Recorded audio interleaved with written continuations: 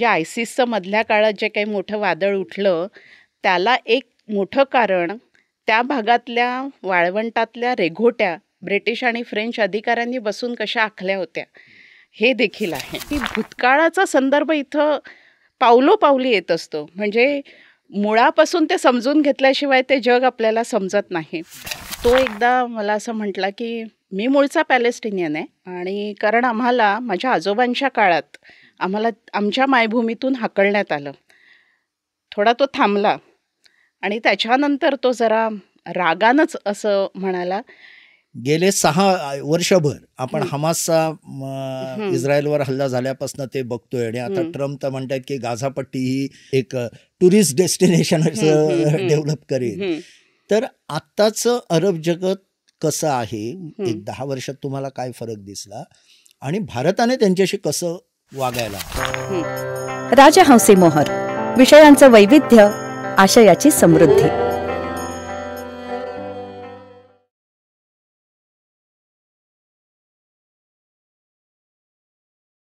नमस्कार, राजहंसी मोहर पॉडकास्टमध्ये तुम्हा सर्वांचं स्वागत. आज आपल्याबरोबर गप्पा मारायला आहेत विशाखा पाटील, प्रसिद्ध लेखिका, ज्यांची गेल्या 10 वर्षात 4 उत्कृष्ट पुस्तकं मार्केटमध्ये आलेली आहेत आणि ज्याला वाचकांचा प्रतिसाद उत्तम मिळाला आहे आणि तज्ज्ञांनीही त्याचं कौतुक केलेलं आहे. विशाखा पाटलांनी लेखनाची सुरुवात तशी केली 2014मध्ये. खरं तर त्यांनी आधी करायला हवी होती असं त्यांची पुढची पुस्तकं बघताना वाटतं. परंतु 14 नंतर गेल्या 10 वर्षात त्यांनी 4 उत्कृष्ट पुस्तकं मराठी साहित्याच्या दालनात आणलेली आहेत. ती वेगळ्या पद्धतीची आहेत, वेगळ्या विषयांवरची आहेत.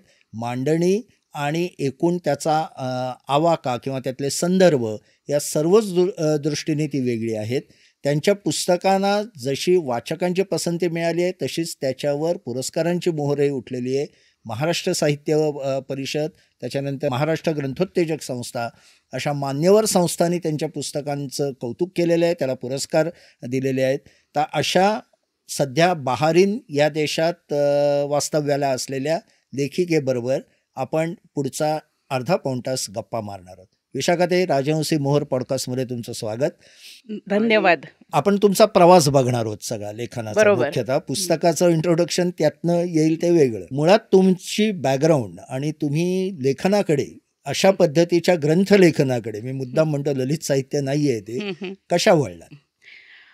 2008 साली मी बहारीनला राहायला गेले आणि तिथं वास्तव्य करत असताना तिथं विद्यापीठात मी शिकवायला लागले आणि अनेक विद्यार्थ्यांशी माझा संबंध येत गेला. माझे सहकारी होते. बहारीन हा छोटासा देश आहे, मुद्दाम सांगायला हवं. मुंबई एवढं त्याचं क्षेत्रफळ आहे. पण त्या देशामध्ये जगभरातल्या वेगवेगळ्या देशांमधली लोकं वास्तव्याला आहेत. अमेरिकन नौदलाचा तिथे तळ आहे. तर अमेरिकन, ब्रिटिश, बाकी युरोपियन देशांमधली लोकं तर आहेतच. भारतीय उपखंडातले लोकं मोठ्या प्रमाणावर आहेत. दक्षिण आशियातले लोकं आहेत, म्हणजे फिलिपिनो मोठ्या प्रमाणावर आहेत. आणि त्याशिवाय मोरक्कोपासून, म्हणजे जर आपण अरब जग लक्षात घेतलं तर भूमध्य समुद्राला लागून असलेला जो सगळा पट्टा आहे, मग त्यात मोरक्को, ट्युनिशिया, लिबिया हे देश आहेत. इजिप्त, त्याच्यानंतर पॅलेस्टिनियन तिथं आहेत आणि शिवाय आखाती देशांमधली लोकं. तर या सगळ्यांशी माझा कुठे ना कुठे संबंध येत होता. कोणी शेजारी राहत होतं, सहकारी होते, विद्यार्थी होते आणि त्यांच्याशी संवाद साधताना मला ह्या जगाचे धागे लक्षात येत होते. एक मुद्दा माझ्या सारखा लक्षात येत होता, की भूतकाळाचा संदर्भ इथं पावलोपावली येत असतो. म्हणजे मुळापासून ते समजून घेतल्याशिवाय ते जग आपल्याला समजत नाही. काही उदाहरणं सांगते. माझा एक पॅलेस्टिनियन विद्यार्थी होता आणि तो एकदा मला असं म्हटला, की मी मूळचा पॅलेस्टिनियन आहे, पण मी जॉर्डनला राहतो आणि कारण आम्हाला माझ्या आजोबांच्या काळात आम्हाला आमच्या मायभूमीतून हाकलण्यात आलं. त्यामुळे आम्हाला जॉर्डनमध्ये आश्रय घ्यावा लागला. थोडा तो थांबला आणि त्याच्यानंतर तो जरा रागानंच असं म्हणाला, की त्या घराची किल्ली, पॅलेस्टीनमधल्या घराची किल्ली अजूनही आमच्या घरात जतन करून ठेवलेली आहे आणि झायोनिस्ट शत्रूंनी म्हणजे तो इस्रायल या देशाचं नाव घेत नव्हता. झायोनिस्ट शत्रूंनी आमची जमीन जी बळकावलेली आहे त्याचा सूड आम्ही एक ना एक दिवस घेतल्याशिवाय राहणार नाही. त्या तरुणाच्या मनातला जो संताप होता तो अनेक पॅलेस्टिनियनचं प्रतिनिधित्व करणारा आहे. दुसरं एक उदाहरण सांगते. माझी एक इराकी विद्यार्थी होती आणि ती असं मला नेहमी सांगायची, म्हणजे तिथं एक आमच्या विद्यापीठामध्ये एक प्रथा होती की 1 तासाचा तुमचा एक ऑफिस अवर म्हणून असतो आणि विद्यार्थी काही शंका विचारायला येतात आणि मग इंग्रजीच असल्यामुळे थोडासा संवाद मोकळेपणे होत असतो.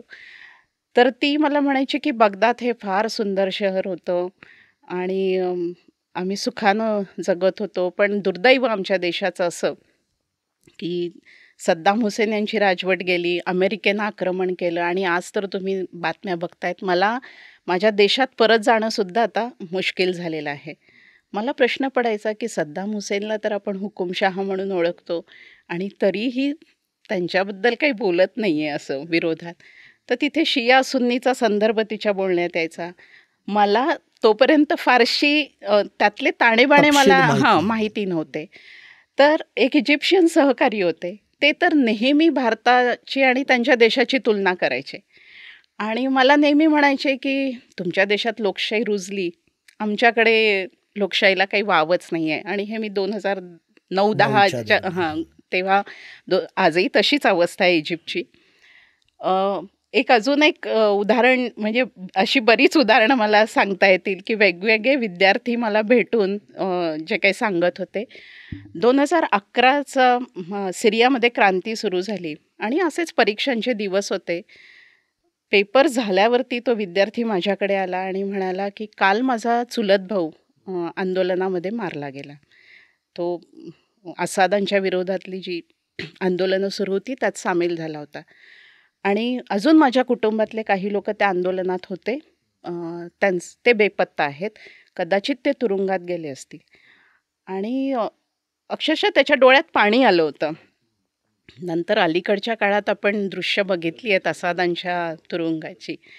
तर हे सगळं जेव्हा त्या लोकांकडनं मला कळत होतं, मी ते जाणून घेत होते. एका बाजूला लोकांशी संवाद होत होता, दुसऱ्या बाजूला मला असं वाटत होतं की हे जग आपण अधिक खोलवर समजून घेतलं पाहिजे. ही लोकं जे काही सांगतायत आपल्याला, त्याच्या मागचे जे सगळे प्रवाह आहेत ते आपल्याला समजले पाहिजेत. आणि मी पुस्तकं मिळवत होते, वाचत होते. पण तुमचा विषय इतिहास नव्हता. नाही, तो माझा पण तो माझा आवडीचा विषय विषय. होता. म्हणजे साहित्य हा माझा विषय खरा, पण इंग्रजी साहित्य. इंग्रजी साहित्य. पण जेव्हा आपण साहित्याचा अभ्यास करतो तेव्हा हे सगळे, आणि इंग्रजी संदर्भ साहित्यात तर बघावेच. हे सगळं येतच असतं. पण इतिहास आणि राज्यशास्त्र हे माझ्या आवडीचे आवडीचे विषय विषय. होतेच. तर कुठंतरी त्याला एक आपण म्हणूया की बीज ते मिळालं अरब जगात राहायला गेल्यावर. मग माझ्या असं अजून एक लक्षात आलं की मराठीमध्ये ह्या विषयावरती समग्र असं लेखन, म्हणजे इस्रायल पॅलेस्टाईन या विषयावरती पुस्तकं आहेत त्या वादावरती आणि त्या सगळ्या युद्धांवरती त्यातल्या. किंवा गिरीश कुबेरांची तेलकारण आणि त्याच्यामागचं जे आंतरराष्ट्रीय राजकारण आहे त्याच्यावरची पुस्तकं आहेत. पण अगदी ज्यू धर्माच्या इतिहासापासून हे संदर्भ घ्यायला हवेत.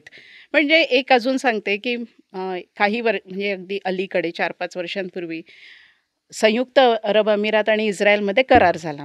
त्या कराराला नाव दिलं अब्राहम करार, किंवा अरब लोक त्याला इब्राहिम करार म्हणतात. तर अब्राहम हे नाव का? कारण ते तिन्ही धर्मांचा मूळ पुरुष आहे. ह्या तिन्ही एकेश्वरवादी धर्मांचा मूळ पुरुष म्हणजे अब्राहम. त्याच्यावरून त्या तिघांना जोडणारा अब्राहम म्हणून त्या अब्राहम करार असं त्याला नाव धर्म द्यायचं. म्हणजे इस्लाम, ख्रिश्चन आणि ज्यू. तर हे सगळे जे ताणेबाणे ते आपल्याला मुळातून बघायला लागतात. धर्मापासून ब्रिटिश आणि फ्रेंचांनी नकाशे कसे आखले आणि त्याच्यातून आज कसे प्रश्न उद्भवले आहेत. म्हणजे आयसिसचं मधल्या काळात जे काही मोठं वादळ उठलं त्याला एक मोठं कारण त्या भागातल्या वाळवंटातल्या रेघोट्या ब्रिटिश आणि फ्रेंच अधिकाऱ्यांनी बसून कशा आखल्या होत्या हे देखील आहे. तिथल्या मधला जो पट्टा आहे तिथली लोक याला मानत नाहीत, त्या नकाशाला मानत नाहीत.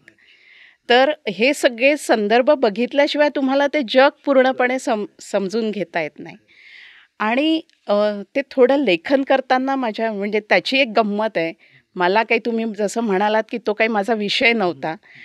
इतिहास आणि हा काही मी त्यात किंवा काही शिक्षण परराष्ट्र राजकारण वगैरे. पण हे सगळं मी लिहायला लिहू असं ठरवलं, मराठीत आणू असं. मला कुठलंही प्रकाशक वगैरे काहीही माहिती नव्हतं. अच्छा. गिरीश कुबेरांची पुस्तकं राजहंसने प्रकाशित केली आहे, एवढ्या जोरावर मी राजहंसचा मेल ID शोधला इंटरनेटवर. मला अजूनही ते आठवतं. आणि ती मेल यांना पाठवली राजहंसकडे, की असं असं मला पुस्तकाची ही रूपरेषा आहे आणि 25 पानं त्याच्यासोबत सुरुवातीची लिहिलेली जोडलीत. आणि मी अगदी निर्धास्त झाले की मेल वगैरे कोण कशाला आणि कोण आपल्याला उत्तर देणार आहे. तुम्हाला सांगते की दुसऱ्याच दिवशी मला दिगमांचं मेलद्वारेच उत्तर आलं की आम्हाला हे पुस्तक करण्यात रस आहे, तुम्ही केव्हा भारतात येणार असाल तेव्हा जरूर भेटा आणि अजून तुमचं काम कुठवर आलं आहे ते आम्हाला कळवा. मला त्या दिवशी जो आनंद झाला तो पुस्तक आल्यावर सुद्धा तेवढा झालेला नाही. त्याच्या दुसऱ्या दिवशी आनंद हर्डीकरांनी एक सविस्तर पत्र मेलद्वारे पाठवलं, जे राजहंसचे संपादक होते, आणि त्यांनी कुठली पुस्तकं वाचावी, तुम्ही कुठली पुस्तकं वाचतात, पुस्तकांची यादीच तिथे पाठवलीत आणि रूपरेषा बघून कुठले कुठले विषय त्यात अजून आले पाहिजेत हे देखील सुचवलं. नंतर त्या पुस्तकाचं संपूर्ण संपादन डॉक्टर सदानंद बोरसे त्यांनी केलं आणि आपण तर जाणतोच ते किती साक्षेपी साधारण संपादक किती काळ लागला? वाचकांना उत्सुकता असते. वर्षभर तरी लेखनाला गेलं, कारण 4-1 वर्ष. हो, 4-1 वर्ष. आणि अभ्यास मी फक्त कुतूहलातून करत होते, म्हणजे त्यात काही पुस्तक लिहावं हा फार नंतर विचारानं जोर धरला. पण तुम्ही तिथे होतात त्याच काळात पुस्तक तुमच्या सुदैवाने अरब जगतात स्वातंत्र्याचे वारे वगैरे काही काळ, अरब क्रांतीचे वारे जी म्हटली जाते ती झाली, ती टिकली का नाही? त्याला अनेक कारणं सांगता येतील, पण मुख्य कारण असं आहे की कुठल्याही देशाची एक व्यवस्था तयार व्हावी लागते मुळापासून. म्हणजे जसं आपल्याला स्वातंत्र्य मिळालं आपल्या देशाबरोबरच तुलना करायची तर, आणि लोकशाहीची बीजं रोवली गेली, मुळात राज्यघटना तयार झाली, आणि ते किती महत्त्वाचं होतं हे आपल्याला आजूबाजूच्या देशांच्या परिस्थितीतून आज लक्षात येतं. विरोधी पक्ष असणं हे किती गरजेचं असतं, किंवा काम करणाऱ्या सामाजिक संघटना, दबावगट तयार होणं समाजामध्ये हे सुद्धा गरजेचं असतं. त्याच्यातूनच लोकशाही म्हणजे वेगवेगळे विचार लोकशाहीमध्ये येत असतात. या देशांमध्ये विरोधी पक्षच अस्तित्वात नाही, आणि एकीकडे धार्मिक पक्ष म्हणजे धार्मिक गट आणि दुसरीकडे विरोधी पक्ष जे आहेत ते म्हणजे त्यातले जे नेते आहेत ते तर एकतर तुरुंगात किंवा नाहीसे गेलेले किंवा परदेशात राहत असलेले, त्यांना आपल्या देशात येऊन काम करणं. असं म्हणता येईल का की तिथेही ब्रिटिश होते, तिथे युरोपियन सत्ता होत्या, तुम्ही आधी म्हणालात तसं, त्यांनी सगळ्या रेघोट्या ओढल्या आणि तिथे जी काय आजची परिस्थिती आहे त्याला तेही जबाबदार आहेत. तेच ब्रिटिश भारतातही होते. पण तुम्ही आत्ता सांगताय त्याच्यावरनं असं लक्षात येत आहे की भारतीय स्वातंत्र्य चळवळीचा जेव्हा इतिहास तुम्ही आत्ता बोलताना माझ्या डोळ्यासमोर आहे, तर न्यायमूर्ती रानडे किंवा लोकमान्य टिळकांपासनं पुढचा भारत कसा असेल याचा विचार सुरू झाला होता एका या लोकांकडनं, आणि त्या दृष्टीने संस्थात्मक बांधणी काय केली पाहिजे, ब्रिटिशांचं कुठलं चांगलं आहे ते घेतलं पाहिजे, ते अगदी राज्यघटनेपर्यंत आपल्याकडे आलं. तसं तिथे झालं नाही.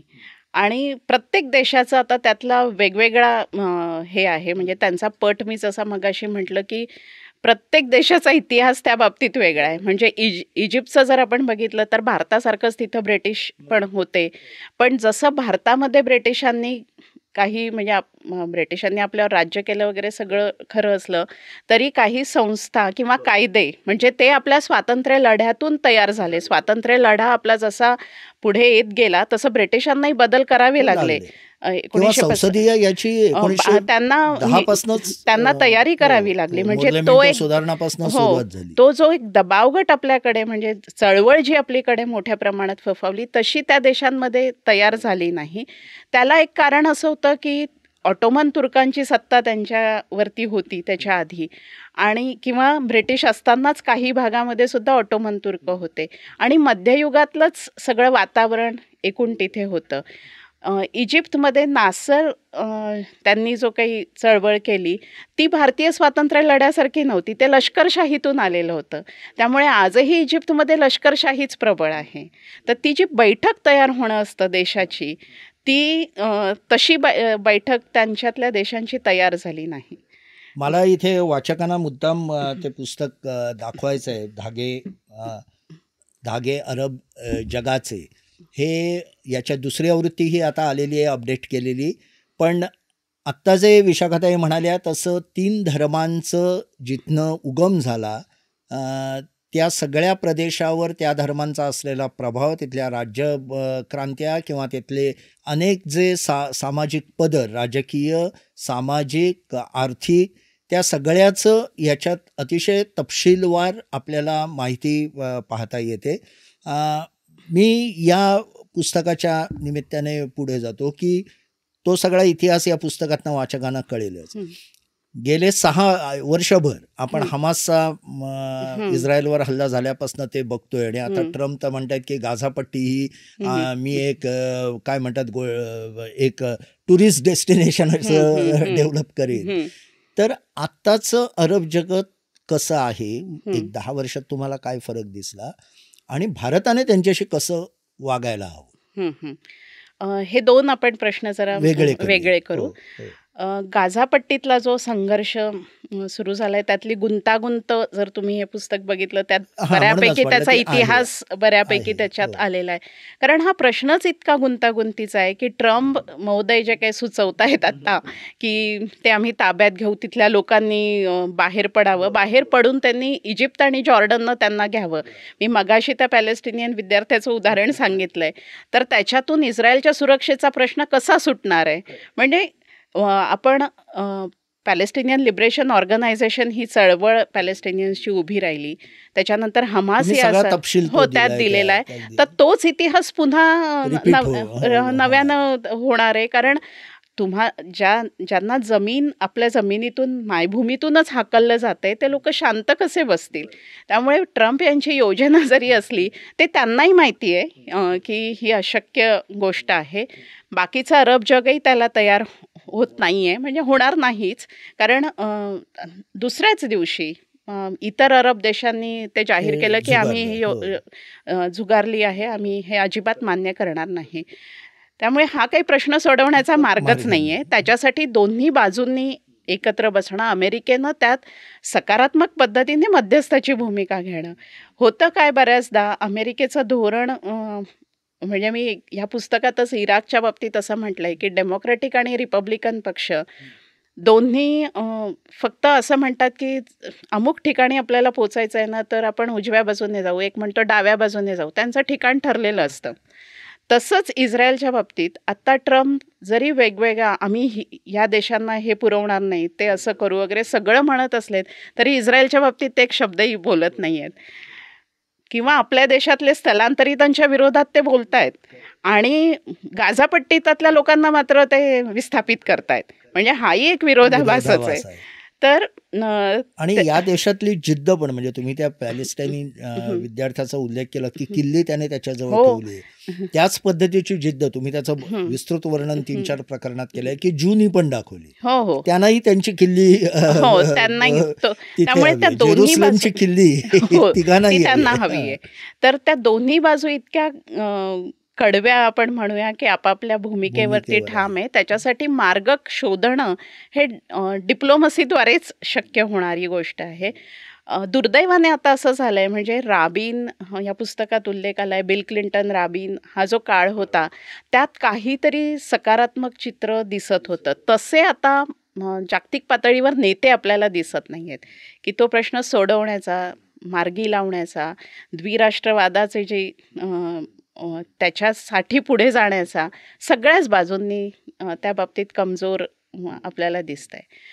दुसरा तुमचा जो प्रश्न होता, पण त्याच्या आधी एक विचारतो की पूर्वीच्या काळात, म्हणजे ह्या गेल्या 50-70 वर्षात अमेरिका जितक्या प्रमाणात मिडल ईस्टवर तेल आणि अन्य साधनांसाठी अवलंबून होती, टेक्नॉलॉजीमुळे आता तितकी ती राहिली आहे का? अमेरिकेचा इंटरेस्ट कमी होत चाललाय? भूराजकीय दृष्टीने अजूनही अमेरिकेला त्याचं महत्त्व आहे. महत्त्व आहे आणि म्हणूनच बहरीन असो, कतार असो, तिथे अमेरिकन तळ आहे, लष्कराचे तळ आहेत. तेलाच्या दृष्टीने जर तुम्ही बघाल तर अमेरिकेचं स्वतःचं तेलाचं उत्पादन सुरू झालेलं आहे. ट्रम्पने धोरणच आखलंय. धोरणच आखलंय की ड्रिल बॉय ड्रिल हो, असं काहीतरी ते हो, त्यांच्या हो, अध्यक्षीय पहिल्या भाषणामध्ये म्हणाले होते. पण अमेरिकेचं स्वतःचं तेल असलं तरी अमेरिकेला हेही माहिती आहे की संपूर्ण जग इथल्या तेलावर चालतंय आणि कितीही ट्रम्प यांनी म्हटलं की हे आमचा स्वतंत्र आहे आणि आमचं आम्ही बघू, तरी हे जागतिकीकरणाचं जग आहे. त्यामुळे तेलाचे भाव हा अतिशय नाजूक प्रश्न असतो. त्याचा काही परिणाम झाला तर तो अमेरिकेच्या अर्थव्यवस्थेवरही होईल. त्यामुळे तेलाचं महत्त्व राहणार आहे. हां. काही काळ तरी राहणार आहे. आता तंत्रज्ञान जसं बदलत जाईल तसं तो सगळं, आणि हे या देशात नाही कळलंय. मुळात आता ह्या देशांच्या हेही लक्षात आलंय की आता तंत्रज्ञान जसं बदलतं आहे किंवा इलेक्ट्रिक गाड्या जशा येत आहेत, सौर ऊर्जेकडे प्रयत्न होत आहेत आणि बऱ्याच म्हणजे अमेरिकेचं स्वतंत्र तेलाचं उत्पादन सुरू झालंय. तसे हे देशही आता त्यांना जाणीव व्हायला लागली की आपणही डायव्हर्सिफिकेशन केलं पाहिजे. म्हणजे सौदी अरेबिया जो बदलतो आहे त्याला हे एक कारण आहे. त्याच्या अर्थव्यवस्थेत त्यांनी मोठ्या प्रमाणात बदल केलेत. पर्यटनाकडे आता ते लक्ष देत आहेत. म्हणजे तसं बघितलं तर पर्यटन हे काही त्यांचं क्षेत्र नाही आहे. त्यांना गरजही वाटत नव्हती हो, पूर्वी. पण पूर्वी ते त्या दृष्टीने प्रयत्नही करत नव्हते. आता ते करतायत. स्पोर्ट्स टुरिझम सारखा प्रकार ते करतायत. याचा अर्थ की जग बदलतंय, पण त्या बदलत्या जगानुसार आपणही बदललं पाहिजे हे त्यांनी ओळखलंय.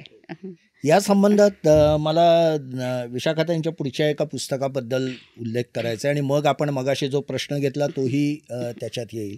ते म्हणजे कल्चर शॉक. हे विशाखाताईंचं 2015 प्रसिद्ध झालं आणि हे मुख्यतः आखाती देशांची सांस्कृतिक तिथली स्थिती कशी आहे. या पुस्तकाची कल्पना अशी आहे, ही सिरीज होती एक पुस्तकांची, की तुम्ही जेव्हा आखाती देशात नोकरीसाठी जाल किंवा पर्यटनासाठी जाल तर तिकडलं ज्या देशात तुम्ही जाता किंवा ज्या प्रदेशात जाता त्याची सांस्कृतिक ओळख करून घेणं फार गरजेचं असतं. म्हणजे आपल्या मनात इतके गैरसमज असतात, मिडल ईस्टबद्दल म्हणा, युरोपबद्दल म्हणा, अगदी अमेरिकेबद्दल म्हणा, आपल्याला वाटतं तितके हे देश आपल्याला माहीत नसतात. ती संस्कृती, तिथलं संस्कृती म्हणजे मी फार मोठा इतिहास म्हणत नाही, संस्कृती म्हणजे रोजचे व्यवहार. तिथे काय महत्त्वाचं असतं, तिथे सुट्या कधी असतात, तिथे खाण्यापिण्याचे प्रकार काय असतात, माणसं एकमेकाशी कशी वागतात तिथली, या संबंधीचं हे पुस्तक आहे. म्हणजे आखाती देशात जे इच्छुक आहेत जायला, तरुण वर्ग विशेषतः, त्यांच्यासाठी हे महत्त्वाचं आहे. तर विशाखाताई याबद्दल सांगा की आपल्याकडे एक स्टिरिओटाईप आहे की आखाती देश म्हणजे मुस्लिम डॉमिनन्स असलेले देश आणि त्यामुळे शरीयत, कायदा वगैरे या पद्धतीने काम करणारे देश. तुम्हाला दिसलेलं आखात कसं होतं, म्हणजे हे देश, आणि ते तुम्ही या पुस्तकात दाखवलंय. तुमचा जो मगाचा प्रश्न होता ना, त्याच्या अनुषंगाने थोडं मी ह्या प्रश्नाचं उत्तर देते, म्हणजे ते अजून नीट कळेल. भारत आणि आखाती देश, त्यातला एक मुद्दा की आज आखाती देशामध्ये लाखो भारतीय काम करतायत. म्हणजे भारतीयांच्या दृष्टीने आखाती देशांचं महत्त्व काय, तर मगाशी तुम्ही म्हणालात तसं इस्लाम धार्जिणे किंवा फार तर पाकिस्तान धार्जिणे असंही त्यांचं समजलं जातं. साधारण 1970चा जर काळ आपण बघितला तर ह्या देशांना जाग आली, म्हणजे आपल्याकडचं तेल आहे, कारण हे तेल अमेरिकन कंपन्या उपसत होत्या, सगळ्या पाश्चात्य कंपन्या येऊन उपसत होत्या आणि तो पैसा बऱ्यापैकी ते ओढून नेत होते. यांना त्याचा हिस्सा देत होते, पण मग यांनी स्वतःच्या तेलावर हक्क बसवला. हळूहळू स्वतःकडे ते सगळं काम घेतलं. त्यांना कामगारांची गरज भासायला लागली. मग ब्रिटिश, अमेरिकन, पाश्चात्यांना देण्यापेक्षा, इतके पैसे मोजण्यापेक्षा भारतीय उपखंडातली लोकं त्यांना मिळू लागली. आणि तेच जर तुम्ही बघितलं की आपल्याकडे 1980 नंतर, म्हणजे राजीव गांधींनी IT युग आणलं, नंतर नरसिंहरावांचा काळ आला आणि इंजिनिअरिंगचं महाविद्यालय आपल्याकडे मोठ्या सुरू झाली, खाजगी महाविद्यालय. इंजिनियर्स आणि कंपन्यांमधून अनुभव मिळालेले लोक, डॉक्टर्स, CA, अकुशल कामगार तर तिथे 1980 पासून जात होताच, केरळमधनं हो, मुख्यतः केरळमधून मुख्यतः म्हणजे केरळचा मुद्दा आला म्हणून जाता जाता सांगते, की बऱ्याचदा असं म्हटलं जातं की केरळने फार मोठा विकास केला आहे. मी गमतीनं असं म्हणते, की केरळचा विकास का झाला हे बघायचं असेल तर केरळमधल्या गावागावांमधून आखाती देशात गेलेल्या व्यक्तींचा जर तुम्ही डेटा बघितला बघितला आणि तिथून आखाती देशातून केरळमध्ये येणारा पैसा बघितला तर विकासाचं कारण मॉडेल कळेल कळतं किंवा कारण काय आहे ते. खरं आहे. तर तसंच आखाती देशांमध्ये जी लोकं गेली आपल्याकडची 80 पासून आणि 2000 नंतर तर कुशल कामगार मध्यम वर्गातली लोकं जायला लागली आणि त्या देशांमधून पैसा आपल्याकडे ते पाठवायला लागलेत. आपल्यासाठी ते महत्त्वाचं आहे. जर ते इस्लाम धार्जिणे असते, जर ते पाकिस्तान धार्जिणे असते, तर एवढ्या लोकांना त्यांनी कामावर का ठेवलं असतं? हा एक साधा प्रश्न आहे. खरं आहे. आपल्याला यायला हवा. आणि कायद्यांच्या बाबतीत म्हणाल तर जसा आपल्याकडे कायदा आहे तसाच त्यांच्याकडे कायदा आहे. आपल्याकडे त्याची भीती नाही. छान ती फरक सांगितला. हो, त्याची भीती असली तर मग काही म्हणजे एवढे लाखोनी लोक राहत आहेत आणि अतिशय आरामात राहत आहेत. तुमच्या धागे अरब जगताचे त्याच्या पुस्तकाच्याच सुरुवातीला आहे का कल्चर, मला आता एक्झॅक्ट आठवत नाही, पण तुम्ही दमास्कसचं वर्णन जे केलं आहे त्या हो, हा. शहराचं हम्म. ते इतकं लोभसवाण आहे हो की आपल्याला वाटतं की म्हणजे आपण जे समजत असतो हो. तसं अजिबातच हो. नाहीये. तुम्हाला ते जे हो. ते गुलाबी शहर दिसलं हो, इनफॅक्ट हो. तुम्हाला तिथे आणि हे गेल्यावर. प्रत्येक अरब शहराचं चित्र आहे. म्हणजे बगदादचं सुद्धा तसंच तसंच चित्र आहे. चित्र आहे. तुम्ही आज नेटवर जाऊनही ते बघितलं तरी तुम्हाला ते दिसेल. तर हा एक मुद्दा म्हणजे की किंवा महिलांची सुरक्षितता पण हो, तुम्ही म्हणाल खूप हो, जास्त आहे. खूप उलट. जास्त आहे. म्हणजे उलट जास्त आहे. रात्री 12-1 वाजता सुद्धा मी जाऊ शकते. मला जर आणि फिरतात. 2 वाजता कामावरून परत येणाऱ्या कितीतरी महिला आहेत की ज्या माझ्याच इमारतीमध्ये राहत आहेत अशा. रात्री 2 रात्री 2 वाजता कामावरून हॉटेल्समध्ये काम करणाऱ्या, रेस्टॉरंट्समध्ये काम करणाऱ्या स्त्रिया.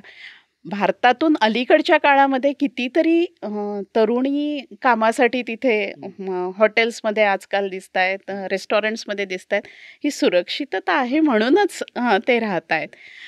मग तो प्रश्न घेऊया की भारतासाठी महत्त्व काय मग या देशांचं. तर हाच तो मुद्दा आहे की इतक्या मोठ्या प्रमाणावर कामगार तिथे जातात. मुद्दाम मी इथं सांगते की त्या आकड्यातून कळावं म्हणून 2023-24चा जागतिक बँकेचा अहवाल आहे आणि तो अहवाल याचा आहे की प्रत्येक देशातले परदेशस्थ जे नागरिक आहेत ते आपल्या देशात मायभूमीकडे पाठवणारा पैसा, याच्या बाबतीत भारत हा सगळ्यात आघाडीचा देश आहे. पहिला क्रमांक भारताचा आहे. म्हणजे तेवढे परदेशस्थ अनिवासी भारतीय जे आहेत ते भारतात पैसा पाठवतात.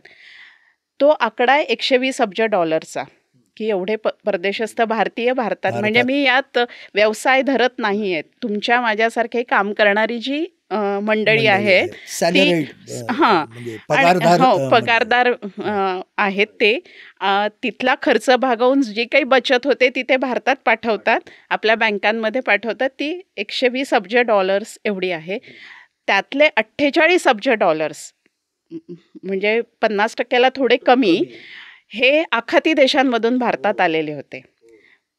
तिथं काम करणारा म्हणजे बांधकामाच्या क्षेत्रात काम करणाऱ्या मजुरापासून तर मोठमोठ्या कंपन्यांमध्ये आर्थिक नियोजन, आर्थिक सल्लागार म्हणून काम करणारे जे आहेत अर्थतज्ञ, तिथपर्यंतची प्रत्येक व्यक्ती तिथला खर्च झाला की उरलेला पैसा भारतात पाठवत असतो. आज आपण जे काही भारतामध्ये गाडी चालवतो आणि त्याच्यासाठीचा पेट्रोल, डिझेल जे काय खर्च करतो, ती चालवली की थोडा पैसा आपण त्या देशांना पाठवत असतो. कारण तेल आपण त्यांच्याकडनं आयात करतो, आपण डॉलर्सच्या रूपाने थोडा पैसा त्यांना देत असतो. आणि हे जे तिथं काम करणारे कामगार असतात तो तिकडचा पैसा आपल्याला देत असतात. तर हे अर्थकारण आपल्याला त्याचं मोठा फायदा आहे. आणि तुम्ही आता म्हणताय तसं हे फक्त एक आपल्याकडे कशी गैरसमजूत आहे. मला व्यक्तिगत ती माझी गैरसमजूत वाटली होती की आखाती देशातले कामगार म्हणजे अर्धकुशल किंवा खरं म्हणाल तर वेट बिगार म्हणतो आपण तशा पद्धतीने तिथे जाणारे. पण तुम्ही जे बघताय त्याच्यात आता वरच्या हो. गटातले म्हणजे आर्थिक उत्पन्न गटात खूप वरच्या मॅनेजरच्या पोझिशनला किंवा व्हाईस प्रेसिडेंटपर्यंत हो जाणारे, हो तिथल्या सरकारमध्ये उच्चपदस्थ म्हणून काम करणारे असाही वर्ग खूप मोठा झाला. असाही वर्ग. तेच मी म्हटलं की 90 नंतर आपल्याकडे शिक्षणाच्या बाबतीत जो काही बदल झाला आणि उदारीकरण आणि खाजगीकरण त्याचा तर तुमचा चांगलाच अभ्यास आहे. तर त्याच्यानंतर ज्या आपल्याकडेही कंपन्या तयार झाल्यात, लोकांना अनुभव मिळायला लागले, त्या अनुभवाच्या जोरावर आणि ते तिकडच्या कंपन्यांमध्ये जायला लागले आणि म्हणूनच एवढा मोठा पैसा आज भारतामध्ये त्यांच्याकडून आपल्यापर्यंत येतोय. ते तिथे कमावतात आणि तरीच तो येतोय. हा एक महत्त्वाचा आपल्याला त्यांना जोडणारा धागा आहे आखाती देशांना. दुसरा अजून एक महत्त्वाचा मुद्दा जो मला मांडायचा आहे तो म्हणजे व्यापाराचा. आखाती अरब देशांशी आपले पूर्वीपासून म्हणजे अरब हे व्यापारी म्हणून आपल्याकडे आलेत. पूर्वीपासून म्हणजे अगदी प्राचीन काळापासून त्यांचा आणि आपला जो संबंध आहे तो व्यापारामुळे प्रस्थापित झालेला आहे. आणि आजही अरब मनोवृत्तीमध्ये व्यापार हे आहेच, अजूनही शिल्लक आहे. तर व्यापार करण्याच्यासाठी आपल्याला तिथं मोठ्या प्रमाणावर संधी आहे. आपण व्यापार करतो. UAE ही हा आपला मोठा म्हणजे UAE बरोबर मोठ्या प्रमाणात आपला व्यापार चाललेला असतो. पण तरी तिथं राहताना माझ्या असं लक्षात येतं की जेवढं आपल्याकडे पोटेन्शियल आहे त्या बाबतीत तेवढं आपण अजून ते एक्सप्लॉइट केलेलं नाही, त्याचा उपयोग आपण झालेला नाही आहे.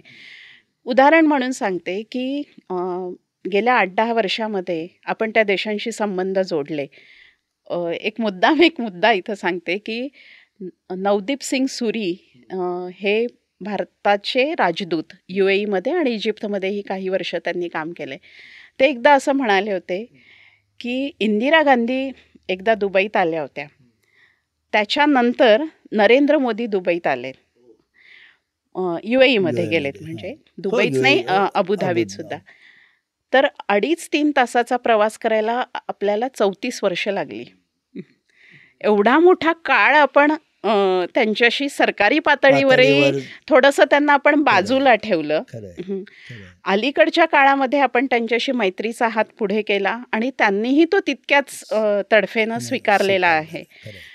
या देशांकडे प्रचंड प्रमाणामध्ये संपत्ती आहे, अमाप पैसा आहे. त्यांचे स्वतःचे सॉवरिन वेल्थ फंड्स आहेत प्रत्येक देशाचा.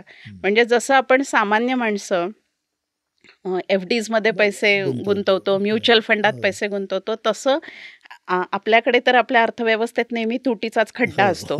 पण त्यांच्याकडे जी जमा झालेली पुंजी असते ते दुसऱ्यांच्या अर्थव्यवस्थेत गुंतवायला जातात की त्याच्यातून त्यांना अजून पैसा मिळेल. अमेरिकेतल्या सगळ्या बलाढ्य इव्हन टेक कंपन्यांमध्ये या देशांचा पैसा आहे. हे देश आज भारतात गुंतवणुकीला तयार आहेत.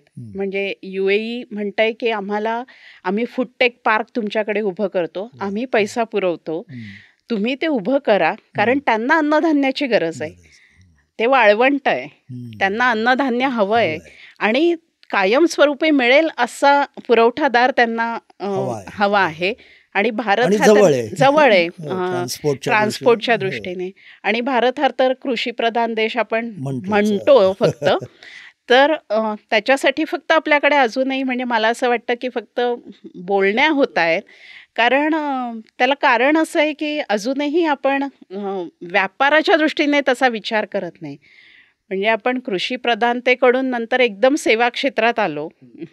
पण मॅन्युफॅक्चरिंग सेक्टरची आपण आपल्याकडे झालीच नाही. त्यामुळे वस्तूंच्या बाबतीत उत्पादन की तिथं चैनीच्या वस्तूंचं किंवा वाहनांचं इतक्या मोठ्या प्रमाणात बाजारपेठ उपलब्ध आहे.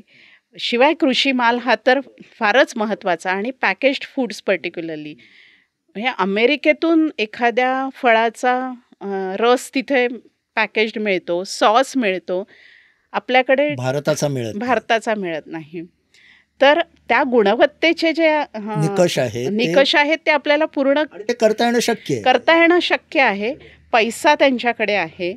आपल्याला फक्त काय की आपला लाल फितीचा कारभार जो आहे तो जरा झटकावा लागेल किंवा दृष्टिकोनही बदलायला लागेल, लोकांचाही बदलायला लागेल. म्हणजे सरकारचा दृष्टिकोन आता बदलताना दिसतोय, पण त्यासाठी व्यवस्थेतली लोक जी आहेत ती आणि व्यापार करणारी जी आपल्यासारखी जी सामान्य लोक आहेत त्यांचाही त्या देशांकडे बघण्याचा दृष्टिकोन मला बदलला इथे एक पाहिजे. मुद्दाम म्हणजे मी नरेंद्र मोदींच्या पुस्तकावर काम करत होतो तेव्हा लक्षात आलं होतं की त्यांनी तेव्हा मला वाटतं 2014 झाल्यानंतर 15मध्येच रशियामधनं येताना अजित डोवालना मुद्दाम सांगितलं होतं तुम्ही मिडल ईस्टला जा आणि आपल्याला मिडल ईस्टमध्ये संपूर्ण संपर्क हा करायचा आहे.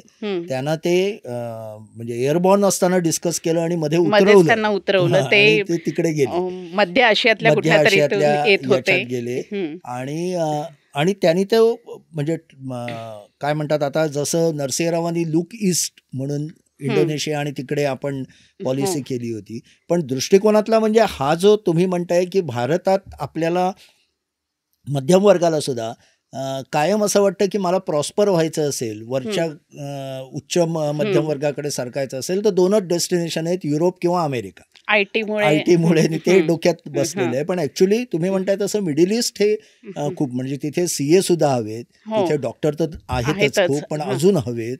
तिथे हॉस्पिटॅलिटी इंडस्ट्रीमधल्या तिथले खूप कामगार आपले चांगले कर्मचारी हवेत.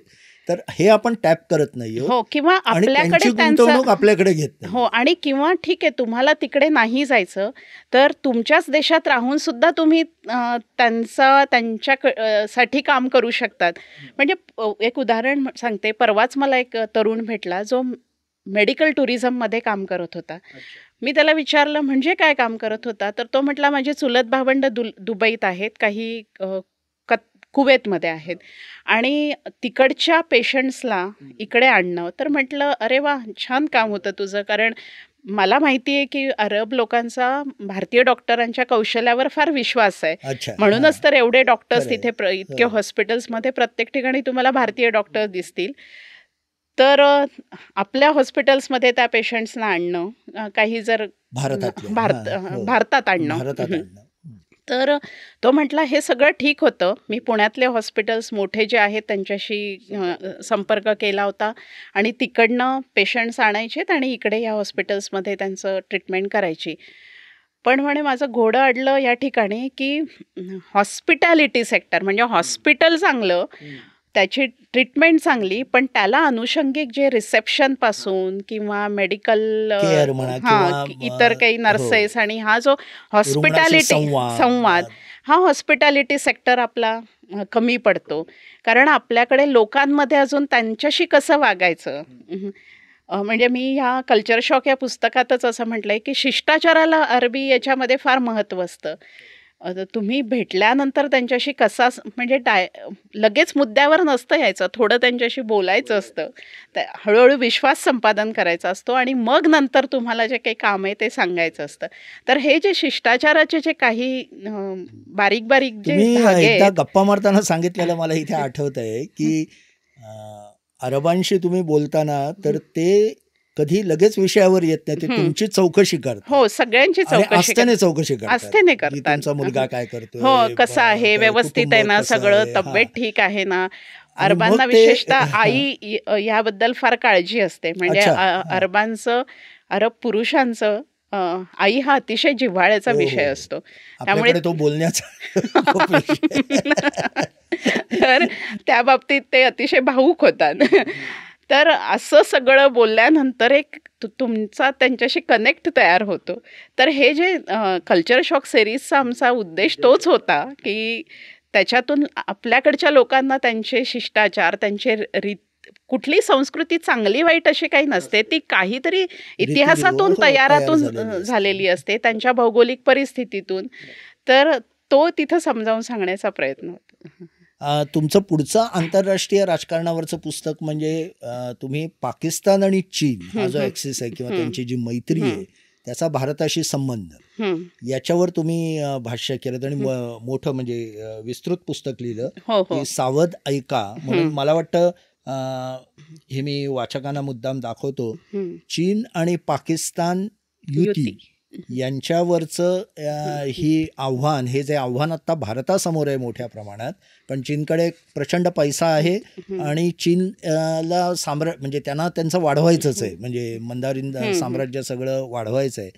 तर हे पुस्तक आवर्जून वाचावं असं आहे की आंतरराष्ट्रीय याच्यात जसं मिडल ईस्ट बरोबर आपण जवळ जाण्याचा प्रयत्न करतोय, तेही आपल्या जवळ येण्याचा प्रयत्न करतायत आणि त्याच वेळे चीन आणि पाकिस्तान ही युती हे एक मोठं आव्हान उभं राहिलं. या विषयाकडे कशा वळलात आणि म्हणजे त्याचा जरा अरबातनच गेलात तिकडे का? नाही त्याचा मार्ग जरा वेगळा होता आणि तो जरा एक वेगळा किस्सा आहे, पण तो मी इथे सांगते. सांगा. झालं असं की 2016च्या अमेरिकेतल्या अध्यक्षपदाच्या निवडणुकांचे जरा वारे वाहत होते आणि एकदा दिगंबांबरोबर माझ्या असेच गप्पा सुरू होत्या आणि दिगंबा बऱ्याचदा विषय सुचवत असतात आणि लेखकाला अगदी. कामाला हो, लावत हो. असतात, म्हणजे लेखकाला शांत बसू देत नाहीत. तर ते म्हणालेत की हिलरी क्लिंटन अमेरिकेच्या राष्ट्राध्यक्ष होतील, तर त्या दृष्टीने आपण काही काम करायचं का बराक ओबामांच्या नंतर. हो. आणि हिलरी क्लिंटन आधी परराष्ट्र सचिव राहिल्या होत्या आणि धागे अरब जगाच्या निमित्ताने मी अमेरिकेचं परराष्ट्र धोरण सगळं अभ्यासलं होतं. तर आणि हिलरी क्लिंटन यांचं तेव्हा पुस्तकही आलं होतं, तर तेही मी वाचत होते आणि असं सगळं ते त्या भरात आम्ही म्हटलं की त्या निमित्ताने अमेरिकेचं अंतर्गत राजकारण आपण त्या पुस्तकात आणू आणि त्या बॅकड्रॉपवर हिलरी क्लिंटन यांच्याकडे बघू. प्रत्येक राजकारणी असं म्हणत असतो की ह्या निवडणुकीत मी जिंकणारच, म्हणजे तसं आम्हालाही वाटत होतं की हिलरीबाई आता नक्की जिंकणार. नक्की जिंकणार, त्याच अध्यक्ष होणार. आणि पुस्तक म्हणजे त्याचं स्क्रिप्ट जे आहे ते बऱ्यापैकी तयार झालं होतं. आपल्याला माहिती आहे की नोव्हेंबरमध्ये अमेरिकेच्या निवडणुका होतात आणि जानेवारीमध्ये ते अध्यक्षपदाची शपथ घेतात. तर आम्ही सगळं व्यवस्थित त्याचं हे केलं होतं. शेवटची काही प्रकरणं माझी राहिली होती. दिगंबा रोज माझ्या मागे लागत होते आणि आम्ही ठरवलं की आता आज निवडणूक म्हणजे काय निकाल 2-4 लागला दिवसात की- निकाल लागले की आपण पुढचं सगळे सोपस्कार आटोपू आणि जानेवारीमध्ये ते पुस्तक आपण आणू. दिगंबांनीच मला एक धागे अरब जगाच्या निमित्ताने एक पत्र लिहिलं होतं आणि त्या पत्रात त्यांचं असं एक वाक्य होतं की मतदार मतदान करताना काय कौल देतात आणि वाचक पुस्तकाला कसं स्वीकारतात याचा काही अंदाज बांधता येत नाही. तिकडे हिलरीबाई पडल्या. आम्ही वाचकांपर्यंत ते पुस्तक नेलं नाही. पण मला मुद्दाम इथे सांगावं असं वाटतं की भरपूर मेहनत घेऊन केलेलं काम, परिस्थिती वेगळी किंवा काय म्हणतात पीच बदललं म्हटल्यावर ते पुस्तक आपलं इतकं काम मागे ठेवायचं याच्यासाठी एक वेगळं धैर्य लागतं आणि ते तुम्ही लेखिका म्हणून दाखवलं. अट्टाहासाने ते काय आणायचा प्रयत्न केलाच नाही. म्हणजे ते तुम्हाला अशाही पद्धतीने आणता आलं असतं की एका स्त्रीवर झालेला अन्याय बघा किंवा तिला नाकार. अमेरिका अजून बदललेलीच नाही, कारण त्या पहिल्या महिला अध्यक्ष होणार होत्या. कमला हॅरिस आता परत उभ्या आहेत, त्याही पडल्याच. पण तसं न करता तुम्ही ते थांबलत. हो, ते थांबलत. आणि मला असं एक वाटलं त्यातला की त्या निमित्ताने माझं अमेरिकन राजकारण आणि मी जे आंतरराष्ट्रीय राजकारण अभ्यासत होते ते अजून मला खोलवर लक्षात आलं. त्यातले जे काही आजकाल भूराजकीय पद्धतीनं आपण ह्या जगाकडे बघायला हवं ते मला बघता आलं आणि त्याच दरम्यान चीन पाकिस्तान यांच्यामध्ये जो काही करार होत होता आणि त्यांचा जो ग्वादर बंदराचा तो त्यांनी आता पूर्ण करत आले ते, तर तो सगळा एकीकडे हे भूराजकीय समीकरण रस्ता तयार होणं. पुन्हा अरब जगाच्या संदर्भात मी असं सांगेन की ग्वादर बंदर जे आहे ते आखाताला जवळच आहे. म्हणजे एकीकडे पलीकडे अमेरिका उभी आहे, इकडे चीन उभा आहे आणि भारताला त्यांच्याशी व्यापार करायचा आहे. तर हा सगळा जो त्रिकोण आहे तो मला फार महत्त्वाचा वाटला भारताच्या दृष्टीने. आता शेजारी आपले असे आहेत की आपल्याला त्यांना काही बदलवता येत नाही किंवा घर आपल्याला बदलता येत नाही. त्यामुळे जे आहे त्या परिस्थितीतून कसा मार्ग काढला पाहिजे, काय आपल्या पुढे संकट आहे, धोका आहे आणि त्यासाठी आपण काय केलं पाहिजे, या हेतूनं ते पुस्तकाचा सगळा आराखडा तयार केला होता. आताच्या घडीला म्हणजे थोडक्यात त्याचं हे घ्यायचं तर आताचं पाकिस्तान जे आर्थिकदृष्ट्या अडचणीत आलेलं आहे, त्याचा आक्रमकपणा जवळपास संपलाय, विश्वासार्हता गेली. म्हणजे चीन म्हणजे आता चीन बरोबर युती म्हणजे चीनचं मांडलिक राष्ट्र होणं एवढंच आता त्यांच्या हाती उरलंय. पण गेल्या काही दिवसात विशेषतः ट्रम्प आल्यावर चीनने अचानक भारताबद्दल सौजन्याची भूमिका पण घेतली. म्हणजे अगदी कैलास मानसरोवरापर्यंत तुम्हाला आम्ही ऍक्सेस देतो इथपर्यंत सुरुवात झाली. तर हा पट बदलतोय का? पट बदलतोय म्हणजे त्यांचा चीनचं कसं आहे की तुम्हाला त्यांच्या बाबतीत फार काळ ठेवता येत नाही. म्हणजे आज आत्ता असं चित्र आहे म्हणून ते 4 वर्षांनी तसंच राहील. म्हणजे आपल्याला माहिती आहे की शी जिनपिंग भारतात येऊन गेले हो, होते. हो. छान उत्तम. गप्पा मारून अगदी. गेले होते आणि अगदी. लगेचच चित्र बदललंय. त्यामुळे आपण सावध असायला हवं हे एक आहेच. आणि दुसरं एक कारण की भारत I2U2 म्हणून जो प्रकल्प आहे, ज्याची मध्ये बोलणी सुरू झाली होती, पण गाझाच्या संघर्षाने पुन्हा ते थांबलं आहे. भारत म्हणजे I2U2 म्हणजे 2 आय आणि 2 यू असं ते त्याचं ॲक्रोनिम आहे. India, Israel, UAE, USA. हां. तर असा व्यापारी मार्ग चीनच्या करायचा. व्यापारी मार्गाला शह देण्यासाठी उभा करण्याचा आणि तो युरोप मार्गे अशा त्या प्रकल्पाचा गाजावाजा सुरू झाला होता. पण आता अरब जगातलं पुन्हा जे चित्र बदललंय त्यामुळे तो थोडासा थंडावलाय. तो काही काळ त्याला जाईल. तर हे सगळे प्रत्येकजण आता डावपेच खेळतंय. त्यामुळे प्रत्येकाला धोरणं बदलायला लागतायत. त्यातून हा बदल होताना थोडासा सॉफ्टली जो पण दिसतोय. तो धोका टळलेला नाही. नाही, धोका पूर्ण तर आणि चीनच्या बाबतीत आपण कायमच सावध असायला हवं.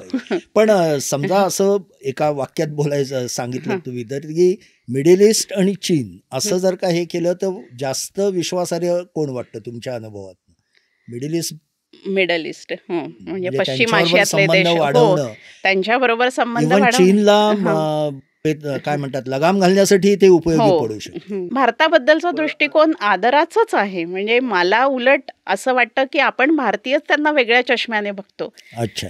हां. जुन्या पिढीतले अरबी लोक कितीतरी पुण्यात शिकून गेलेले मला भेटलेले आहेत आणि अतिशय चांगल्या पद्धतीने ते भारतीयांबद्दल, म्हणूनच मी तो मगाशी मुद्दा सांगितला की इतके भारतीय तिथे का काम करतायत, ते का काम देत आहेत आपल्याला.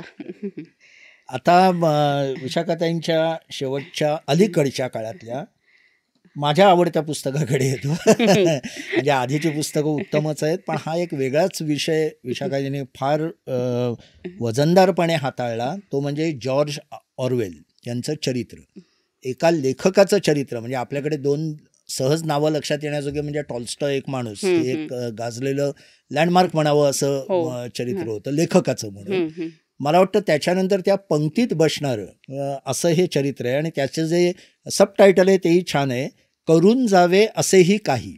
म्हणजे जॉर्ज ऑरवेलचं संपूर्ण तत्त्वज्ञान इतक्या सोपेपणे, इतक्या चपखल शब्दात सांगण्याचा आजपर्यंत दुसरा कुठेही मी प्रयत्न पाहिलेला नाही. तर विशाखा, तुम्ही मगाशी सांगितलं की तुम्ही इंग्रजी साहित्य हा तुमचा मूळ अभ्यासाचा विषय. ऑरवेल सगळ्यांनाच भावतो, पण तुम्हाला तो कुठे वेगळ्या पद्धतीने भावला? आणि ऑरवेलवर मला वाटतं एकमेव चरित्र मराठीत असेल, म्हणजे माझ्या वाचनात तरी नाही. ऑरवेलचा म्हणजे आपल्याला सगळ्यांनाच अभ्यासाला 1984 किंवा ॲनिमल फार्म अभ्यासाला असते, म्हणजे किंवा आपण वाचलेली असते, म्हणजे माहिती असते. हो. सोव्हिएत रशियाचं विघटन झाल्यावर असं म्हणजे आम्ही साहित्यातले लोकही असं म्हणायचो की आता ऑरवेलचं महत्त्व जरा संपलं, कारण त्याने जे भाकीत केलं होतं ते खरं ठरलं. पण आता सोव्हिएत रशिया म्हणजे रशियाचं विघटनच झालं. आता तसं काही राहिलेलं नाही आहे. पण मी जेव्हा अरब जगातलेच पुन्हा आता तुम्हाला संदर्भ दिलेत, त्याच्यामध्ये बऱ्याच ठिकाणी तर अजून तसंच चित्र होतं. 2011ची अरब जगातली क्रांती झाली, त्याच्यानंतर मी इजिप्तला गेले होते आणि मी त्या प्रस्तावनेत उल्लेखसुद्धा केला आहे की तिथे एक आमच्यासोबत असलेली जी व्यक्ती होती, तो एका जुन्या राजवाड्यात आम्हाला घेऊन गेला आणि त्याने तिथे तुरुंग दाखवले आणि तो म्हटला असेच तुरुंग आज देखील आहेत आणि बांधले जात आहेत नव्याने. आणि मग असं त्याने थोडं आजूबाजूला बघितलं आणि काही आजूबाजूला लोक कोणीही नव्हती, दुपारची वेळ होती. तो म्हणाला बरं झालं इथे कोणी नाही, तर मी पण त्या तुरुंगात जाईन. तर इतकं भयाचं राज्य अजूनही काही ठिकाणी अजूनही आहे. म्हणजे आपण जे म्हणत होतो की 1990 नंतर हे विघटन झाल्यानंतर की असं काही जग उरणार नाही आता, तर तसं काही झालेलं नाही. ती वृत्ती संपलेली नाहीये. प्रचारतंत्राचं तर आपण आजकाल बघतोच आहोत. खोटं म्हणजे सत्याचा अपलाप होणं हे सगळं बघतोय. त्यामुळे ऑरवेल हा पुन्हा मला असं वाटायला लागलं की तो आजही म्हणजे तसा जिवंतच आहे, कालसुसंगत आहे. आणि त्याच्या इतर पुस्तकांचा म्हणजे करोनाचा काळ होता आणि त्या काळात आपण सगळेच जण कुठल्या ना कुठल्या काहीतरी कामात गुंतायला हवं याच्यात आलेलो होतो. तेव्हा मी ऑरवेल पुन्हा वाचायला लागले आणि पुन्हा त्याच्या सगळ्या कादंबऱ्या ज्या काही न वाचलेल्या सुद्धा वाचल्यात, ज्या फार काही महत्त्वाच्या नाही आहेत त्यासुद्धा वाचल्यात, आणि विशेषतः ऑर्वेलचे निबंध वाचलेत. आणि ऑर्वेलचे निबंध त्याच्याकडे आपल्याकडे अलीकडे बोललं जायला लागलं आहे मराठीमध्ये सुद्धा. हा एक म्हणजे 1984 ॲनिमल फार्मबद्दल आपण बोलतो, पण ऑर्वेलच्या निबंधांकडेही आपण तेवढंच आणि ते आजही तेवढेच ताजे आहेत. आजही ते आपल्याला लागू पडणारे आहेत. ते सगळं म्हणजे वाचत असताना माझं दिगंबांशी बोलणं झालं, की असं असं त्याच्या लेखनाचा आणि त्याबरोबर त्याचा जीवन प्रवास. एकतर तो फार कमी काळ जगला, लवकर गेला, आणि ज्या पद्धतीने त्याने काम केलंय म्हणजे झपाट्याने तो काम करत गेलाय. बरं, तो स्वतःच मान्य करत होता, की मी काही प्रतिभावंत लेखक नाही आहे, अनुभवातून मी शिकणारा आहे, अनुभव मांडणारा मी लेखक आहे. आणि ते मला त्याचं वेगळेपण वाटलं, की काही लेखक असे असतात, की ते मुळातच प्रतिभावंत असतात, त्यांच्या बाबतीत आपण काही फार काही खरंय. म्हणजे जसं जाऊ शकत नाही. हो, टॉल्स्टॉय म्हणलं, तो प्रतिभेचा हां, वेगळा वेगळा आहे. आविष्कार. किंवा हा म्हणजे अनुभवातून आणि हळूहळू वृद्धिंगत होत गेलेला आहे. तर त्यामुळे आणि दिगंबांनी त्यांनाही तो विषय आवडला आणि त्यांनी लगेचच आणि अतिशय उत्कृष्ट त्याची निर्मिती केलेली नाही, तुम्ही आहे. त्याच्यात मेहनतही खूप, म्हणजे विशेषतः मला इथे सांगावंसं वाटतं, की लेखकाच्या फक्त लेखनाचा इतिहास तो नाहीये, तर माणूस म्हणून ऑर्वेल कसा होता, त्याच्याही आयुष्यात काय पेचप्रसंग येत होते, हं. विशेषतः तुम्ही त्याच्या शेवटाचं वर्णन जे हो. केलंय, हं. की किंवा त्याच्या मुलीबद्दल, शयाने, त्याला मुलाबद्दल असणारी आस्था एक आस्था. वेगळी, अतिशय आजारी हां. असताना पण. हं, हं. तर हे सगळं मिळवताना कष्ट पडले का खूप? म्हणजे हो, ते वाचन करताना आणि कोरोनाच्या काळात विशेषतः ते हो, सगळं ते मिळवताना हां. ते कष्ट पडलेत. आणि जास्त कष्ट मला या बाबतीत पडले, की त्याने BBC मध्ये काम केलं हो, होतं हो. आणि युद्ध काळात. युद्ध हां, काळामध्ये. हां. आणि BBCचा भारत विभागात तो काम करत होता मुल्कराज आनंद यांच्यासोबत. तर त्यावेळची त्याची म्हणजे युद्ध होत होतं, भारतात स्वातंत्र्य चळवळ जोमात होती.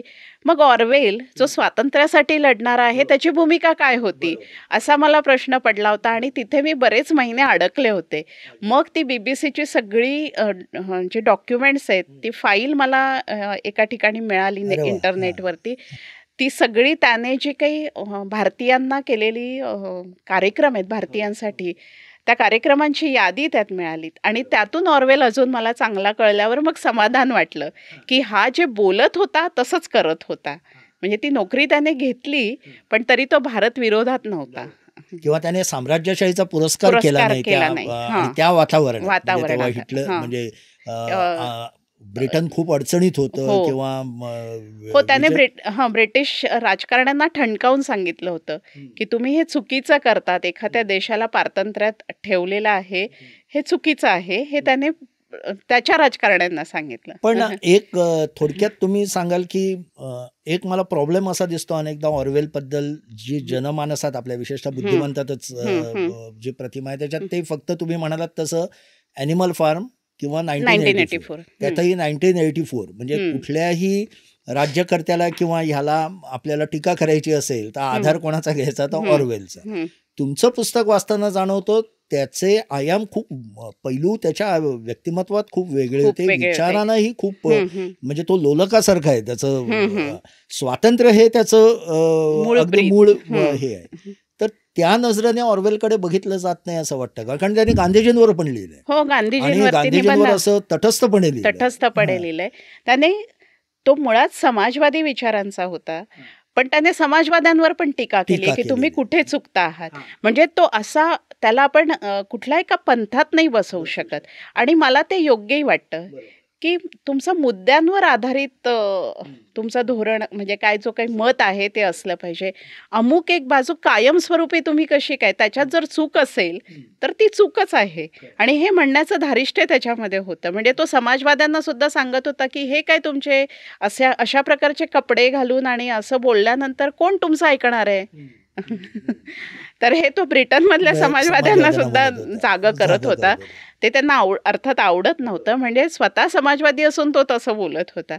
तर तो भांडवलशाहीच्या जसा विरोधात होता, जिथे ज्याचं जसं चुकत असेल तसं तो मांडत होता. आणि ते तुम्ही या पुस्तकात हां, आणण्याचा आणण्याचा खूप प्रयत्न केलाय. त्यामुळे हे एक वेगळ्या पद्धतीचं पुस्तक आहे. हे पुस्तक वाचून मग ऑर्वेलबद्दल लोकांनी बोलावं असं माझं सगळ्यांना आग्रहाचं सांगणं आहे.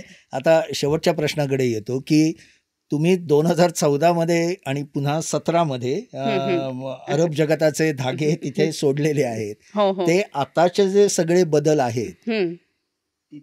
त्याकडे त्याचा आढावा घेऊन ते परत तुम्ही जोडणार आहात का?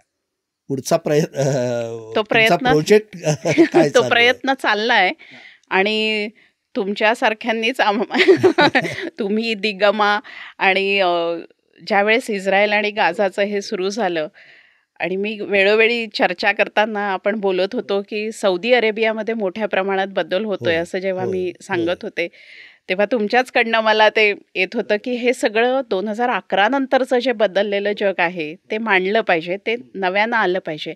आणि विशेषतः मलाही ते जाणवलं की गेल्या 8-10 वर्षांमध्ये आपण या जगाशी संबंध जोडतोय.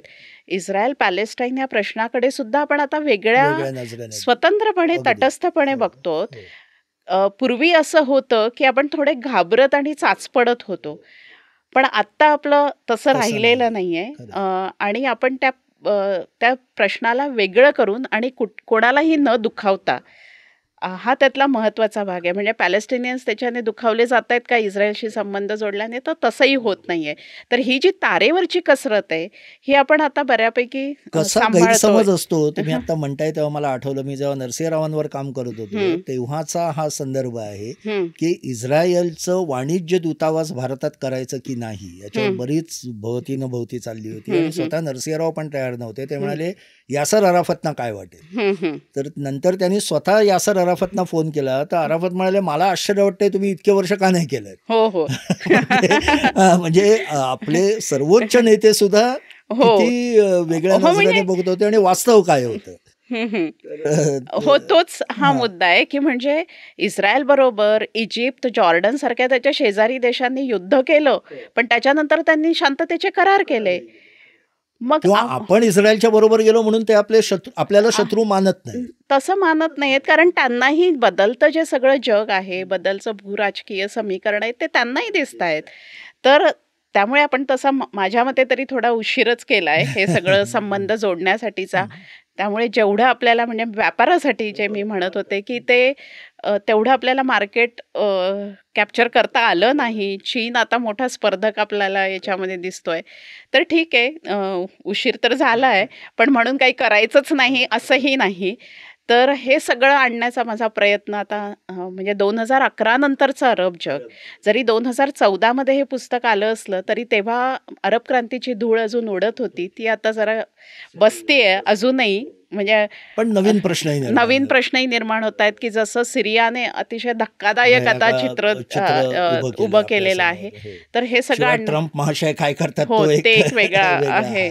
तर हे सगळं आणण्याचं काम आता चाललंय.